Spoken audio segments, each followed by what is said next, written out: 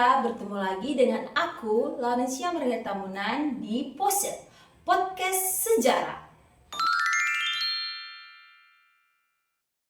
Nah, kali ini aku akan ngajak kamu ngobrol dan mikir bareng tentang masa lalu yang punya dampak untuk kehidupan kita sekarang ini loh. Kalau ngomongin sejarah Indonesia, ada satu masa yang hampir selalu disebut-sebut. Katanya zaman dulu tuh hidup lebih aman.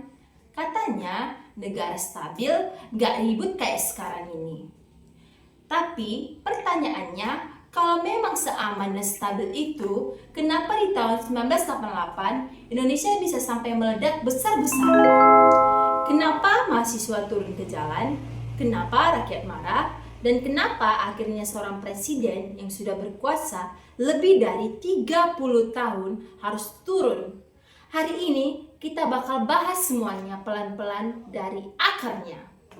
Ini dia Gema Reformasi Akhir Sebuah Era. Kali ini kita kedatangan bintang tamu. Di sini ada Ruben Tambu Bolon. Halo semuanya. Di sini ada Naila Rahmi. Di sini juga ada Maharani Syahputri. Halo Sobat Sejarah. Oke, coba kalian bayangin satu hal. Hidup di zaman dimana kamu harus mikir dulu sebelum ngomong. Bukan mikir soal sopan santun, tapi mikir kalau aku ngomong gini, aman gak ya? Ngomong soal pemerintah, hati-hati. Ngeritik kebijakan, lebih hati-hati lagi. Tapi di sisi lain, banyak orang bilang zaman Orde Baru tuh enak, hidupnya tenang. Nah, ini yang menarik. Tentang versi siapa? Karena faktanya, tahun 1998 itu bukan cuma satu kampus yang demo, bukan cuma satu kota, tapi hampir seluruh Indonesia. Dan orang gak bakal turun ke jalan kalau hidupnya bener baik-baik aja. Jadi pertanyaannya sekarang, reformasi 1998 itu terjadi karena ekonomi runtuh semata, atau karena rakyat sudah terlalu lama dipaksa diam? Jadi begini Marani, Orde Baru dimulai sekitar tahun 1966 di bawah kepemimpinan Presiden Soeharto. Tujuan utamanya waktu itu sangat jelas, mengembalikan ekonomi, politik, dan stabilitas sosial. Dan harus diakui, di awal Orde Baru memang kelihatan berhasil. Pembangunan sekolah dan industri berjalan. Negara kelihatan rapi, ekonomi tumbuh. Tapi masalahnya, stabilitas ini dibangun dengan kontrol yang sangat ketat. Kekuasaan terpusat di satu orang. Militer tidak hanya bertugas menjaga keamanan, tapi juga masuknya ke dunia politik lewat dari fungsi ABRI. Kalau kamu hidup sebagai rakyat biasa di zaman itu, sebenarnya hidup ya jalan aja. Sekolah, kerja, nikah, dan punya anak. Tapi ada satu aturan tidak tertulis yang semua orang paham. Jangan banyak komentar soal negara, karena komentar kecil bisa berdampak besar.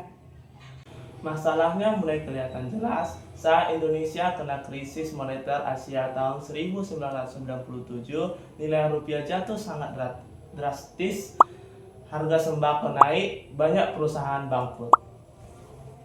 Dan yang bikin rakyat makin marah, krisis ini rasanya gak ditanggung bareng-bareng. Rakyat kecil disuruh sabar, tapi praktik KKN terus jalan. Disinilah kepercayaan rakyat mulai runtuh. Sekarang kita masuk ke segmen fakta atau mitosnya Orde Baru. Mitosnya Orde Baru itu tertib dan aman. Tapi faktanya, ketertiban dibangun lewat pengawasan, media dikontrol, demonstrasi dibatasi, kritik dianggap gangguan, dan stabilitas. Makanya banyak orang yang milih diam, bukan karena setuju, tapi karena takut. Takut kehilangan kerja, takut dicap aneh, takut keluarganya ikut kena imbas. Jadi iya, tertib, tapi tertib karena takut. Aman, tapi bukan aman buat jujur. Katanya reformasi itu cuma ulah mahasiswa. Menurut kalian itu mitos atau fakta? mahasiswa memang paling kelihatan, tapi mereka cuma menyuarakan apa yang sebenarnya dirasakan oleh mereka. Mahasiswa itu bukan sumber masalah, tapi alarm yang bunyi karena masalahnya sudah terlalu besar. Semua tekanan itu akhirnya meledak di Mei 1998 ya? Iya, pada tanggal 12 Mei 1998, 4 mahasiswa Universitas Trisakti tewas ditembak oleh aksi damai. Peristiwa ini bikin banyak orang sadar bahwa negara sudah hilang kepercayaan rakyat. Kerusuhan terjadi di banyak tempat. Mahasiswa menduduki gedung DPR atau MPR. Tekanan politik semakin besar. Iya kan? Sampai akhirnya 21 Mei 1998, Presiden Soeharto mengundurkan diri. 32 tahun kekuasaan pun berakhir.